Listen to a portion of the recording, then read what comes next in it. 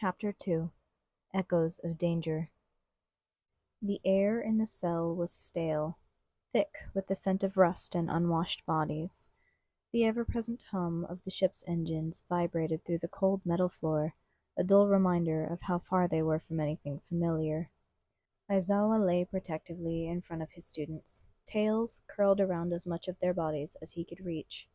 His thick fur should have been enough to shield him from the biting cold that seeped through the ship's walls, but starvation had thinned him.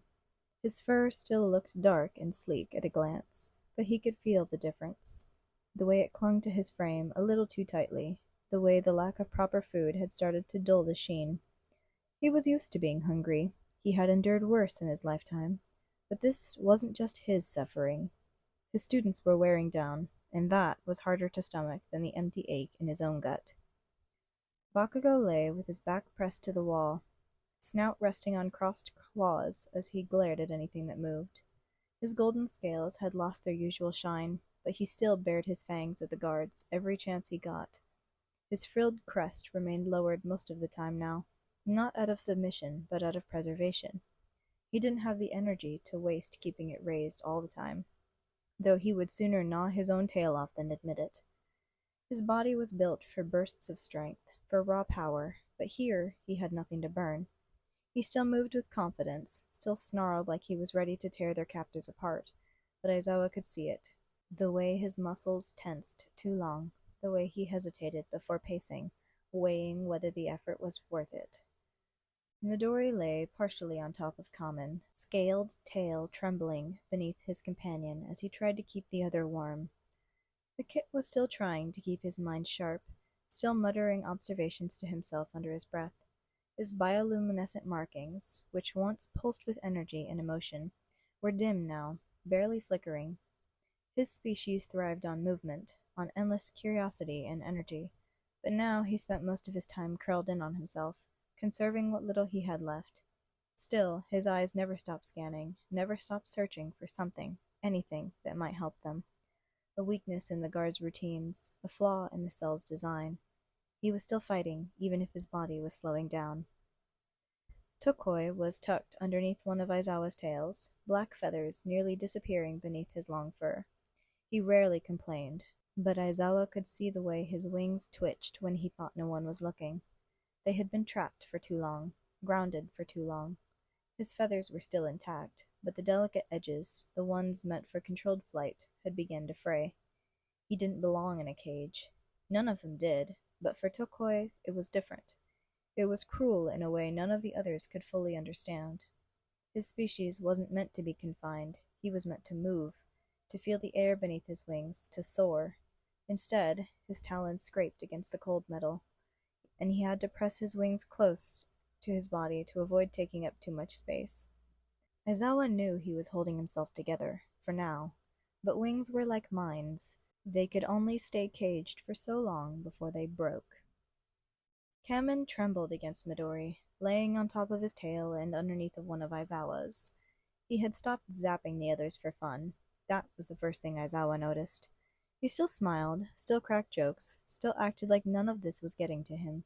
But Aizawa knew better. The sparks that used to flicker along his quills had dulled. The occasional burst of static still came when he got frustrated, but it was weaker now. Less wild, less him. Kamen wasn't built for silence. He was built for movement, for energy. Now he was conserving, hoarding whatever reserves he had left. And that was almost more unsettling than anything else. Sero was perched up in a corner of a cell, suspended in a nest he had made when they were first thrown in here. The young spindler had stopped weaving. That was another thing Aizawa noticed. His silk used to be a constant presence, spun absent-mindedly between his fingers whenever he was thinking, whenever he was restless. But now the threads were thinner, weaker.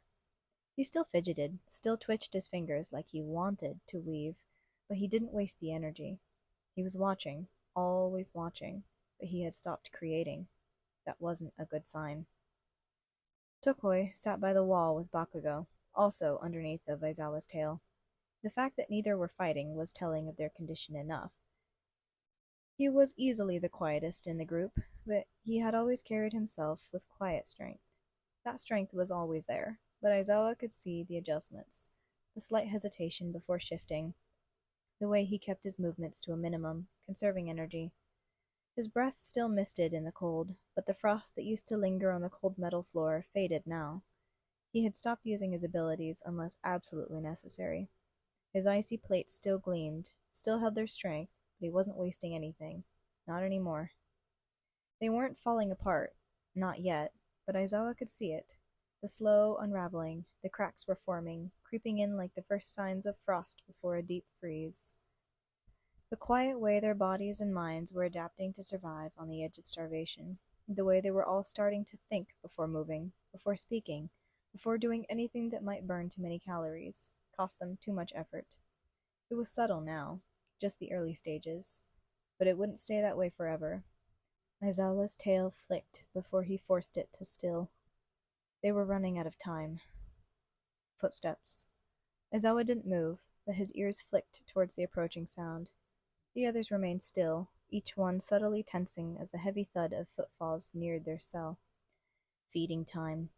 If it could even be called that. The rations were never enough. Their captors fed them only enough to keep them alive, to ensure they could still move, still function.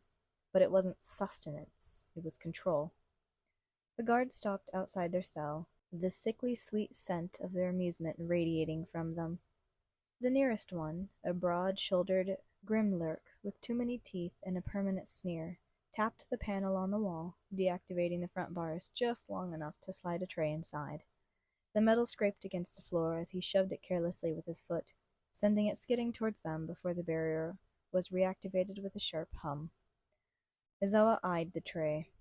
The same pitiful scraps as always. A few wrinkled zyphiopods, a tub of shimura berries, and a stale nutrient block that did little more than sit like a rock in their stomachs. Another guard chuckled, his voice laced with mockery. Try not to fight over it, yeah? None of them reacted. The guards hated that. They wanted a show. They wanted snarling, snapping, some form of desperation to revel in. Aizawa wasn't going to give it to them. Instead, he exhaled slowly and looked away, settling back into his spot as if their presence wasn't even worth acknowledging. He could feel Bakugo's barely contained frustration beside him, but even he knew better than to lash out. One of the guards clicked their tongue in irritation.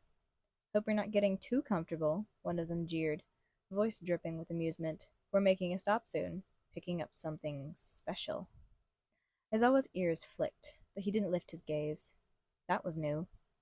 The guards never talked about new prisoners. They barely acknowledged the ones they already had.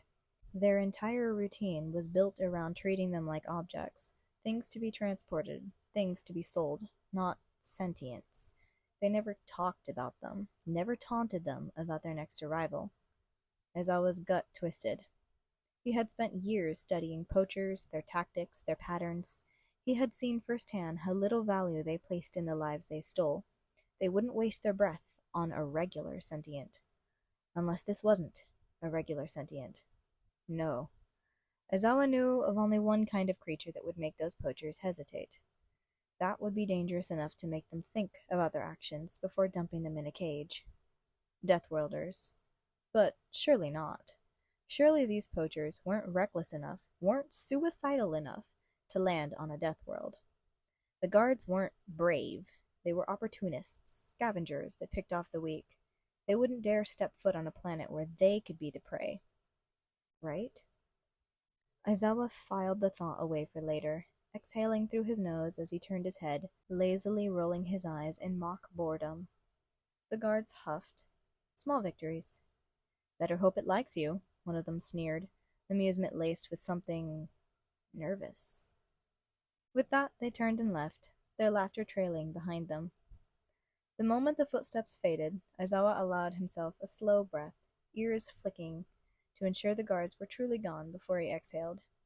He turned towards the tray they had left behind, a pitiful pile of rations barely fit for one, let alone all of them. But when had it ever been enough? Wordlessly, he nudged the nutrient block towards the kits. They hesitated for only a moment before tearing off small, careful bites, their movements sluggish from exhaustion. Their jaws worked slowly, gnawing at the stale, tasteless food. Across from them, Todor, ever the careful observer, took only a small portion, leaving the rest for the others. Midori barely moved at all, save for the occasional flick of an ear, his body curled up tightly against Aizawa's back, sharing what little warmth he could. The once bright gleam in his eyes had dulled over the past cycles, but he still forced himself to chew, if only to avoid being a burden. The cell was silent save for the faint scraping of teeth against dense, compressed nutrients. No one complained, not even Bakugo, though Aizawa could tell by the tense coil of his tail and the irritated flick of his ear that he wanted to. They all knew better by now. Complaints wouldn't fill their stomachs. They could only take what they were given and endure. But now they had a new problem. Aizawa's gaze flicked towards the empty cell across from them. The guards had never acted like this before. Normally, they didn't waste their breath taunting them. They barely saw them as living creatures, much less something worth provoking. Yet today, they had spoken of the oncoming prisoner like it was something to be feared, and that was more terrifying than anything. Aizawa's fur bristled, his tail twitching with unease. There weren't many creatures in the galaxy that could make these guards nervous. No, scratch that. There was only one kind of creature he could think of that would warrant this reaction. But that couldn't be possible. The poachers weren't bold enough to land on it. The ship's engines cut off. The sudden absence of sound was jarring, like someone had sucked the life from the air itself. For so long, the deep hum of the engines had been a constant presence, something they had all unconsciously adjusted to. Without it, the ship felt wrong. As time stretched unbearably, the kits shifted restlessly, their nerves evident in the way their tails flicked and ears twitched. The engines remained silent, an ominous absence filling the stale air of their cell. Finally, Kamen broke the silence, his voice forcibly light. Maybe they'll finally realize they're garbage at their jobs and get lost. He gave a sharp, toothy grin, though his bioluminescent ears remained dim. Wouldn't mind if they stayed lost. Bakugo snorted, flicking an ear in irritation. Don't get your hopes up, idiot. They're probably just taking their time beating the new one to a pulp. His claws scraped against the metal floor, his body tense. Wouldn't be the first time. Midori shifted against Aizawa's back, his tail curling tighter around himself. Maybe they won't be like the others, he murmured, hesitant. His voice held a fragile hope that made Aizawa's chest ache. Maybe they'll be strong enough to fight back. Todor let out a low, contemplative rumble. Strong or not, if they were taken, that means they lost. His wings, once sleek and powerful, pressed tight to his body, their edges dull from malnutrition. He glanced at Aizawa, gauging his expression, before adding, We should be prepared for anything. Bakugo huffed. I'm always prepared. His nostrils flared, and he bared his sharp teeth. If they try anything, I'll tear 'em apart. As if you could do anything in here, Sero muttered, running his legs over his hammock. His palps spun a thread of silk lazily, though the tension in his body betrayed his unease. You're all bark, Bakugo. Bakugo turned on him with a snarl, his hackles raising. You want to say that again, slime brain? Aizawa let out a sharp, warning growl, and the two fell silent, though Bakugo still glared daggers at Sero. A moment passed. Then Todor spoke again, his voice quiet but firm. The guards were afraid. The kits stilled. Kamen flicked his ear, his nervous energy momentarily forgotten. You think that means something? Aizawa finally spoke, his voice low and steady. It means that whatever they're bringing in isn't normal. Silence fell once more, each of them turning their gaze towards the empty cell, waiting. Then the guards returned, two of them dragging something behind them, a thick, heavy-looking sack. Its contents were clearly drugged into unconsciousness. Aizawa's ears flicked forward. That was new. Usually, the guards hauled in their captives by their arms, shoving them carelessly into the cells like livestock. But this was different. They weren't touching it. Aizawa narrowed his eyes, watching as they maneuvered the bag into the cell beside theirs. Without an ounce of care, they dumped it onto the cold metal floor, letting the limp figure inside spill out. Even through the dim glow of the hallway lights, he could see the shape of it. Small, unarmored, poisonous Possibly. That would explain why the guards refused to make direct contact. Aizawa made a mental note to keep his students away from the bars until they verified that. The guards wasted no time locking up the new prisoner. The electric barrier at the front of the cell activated with a sharp hum, flickering briefly before stabilizing. Then the guards did something strange. They checked it again. And again. Aizawa watched, his unease growing. These imbeciles were rarely careful with anything. Yet here they were, double and triple checking the locks, making absolutely sure that the bars were electrified. Why? They were afraid. Oh, they masked it well, scoffing, making a show of their usual arrogance. But Aizawa had spent his life reading the small signs, the things people didn't want seen. He caught the way their claws trembled when they stepped away, how their tails twitched in agitation, how despite all their bluster, they hurried out of the cell block just a little too quickly. Aizawa smirked. "What's the matter?" he taunted, voice dry as he lifted his head lazily. "You look nervous." One of the guards froze mid-step, his shoulders bunching up tight, his claws curling into fists. The other stiffened too, shifting uneasily before one spat. "You really are stupid if you aren't scared." Another, a lean, beady-eyed creature, sneered. "You better pray it's too big to fit between the bars." The group snickered as they strode off, their laughter echoing down the corridor. Aizawa did not laugh. Instead, he turned back towards the cell, ears pressed flat to his skull. The guards had confirmed what his gut already told him. The new prisoner wasn't just another victim. It was a death worlder. The question was, which one? Aizawa kept his face neutral, but inside his mind was racing. The bars dividing their cells weren't electrified. The death worlder looked small enough to fit through them. His fur bristled.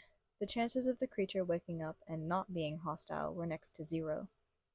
Taking a slow, steady breath, Aizawa turned towards his students. He nudged them towards the far wall, pushing them up against the barrier, separating them from the next cell over. The poor prey sentient trapped there scurried as far from them as possible, avoiding their gazes entirely. His students didn't ask questions, not even Bakugo.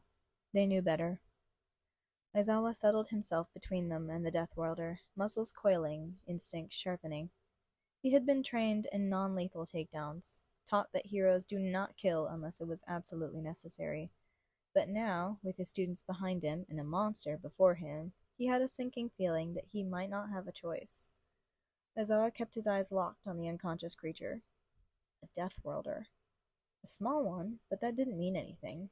Size never determined danger. Some of the most venomous creatures in the galaxy were small enough to fit in his paw. It was a surprise that the poachers had managed to capture it at all. His fur prickled as he considered the possibility that they hadn't. Maybe this thing had let itself be taken. Maybe it was bait. He curled his lip, banishing the thought. It didn't matter. What mattered was that it was here, in a cell, right next to his kids. Aizawa exhaled through his nose, slow and measured. His students were pressed against the far wall, exactly where he'd guided them. Bakugo's ears were pinned flat, tail twitching sharply, while Shoto's remained still, his wings shifting occasionally.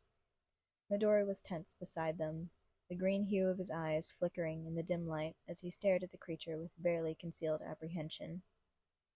Aizawa didn't have to tell them to stay quiet. They already knew. His own ears flicked, turning to the sound of the creature's breathing. It was still unconscious, but that wouldn't last forever. He needed to figure out what it was before it woke up. He studied it, tail flicking as his mind worked through the possibilities. Which death world was it from? Some death worlders were dangerous, but predictable. Others were worse. It had no fur aside from the dark tangle on its head. No visible claws, no fangs protruding from its lips. Its skin was bare and smooth, no scales, no natural armor, completely defenseless. Or at least, that's what it wanted them to think. Aizawa narrowed his eyes. 5 fingers, no claws, but front-facing eyes. He scowled. He'd never seen anything like it before. Midori shifted slightly beside him. Aizawa didn't look, but he could feel his hesitation.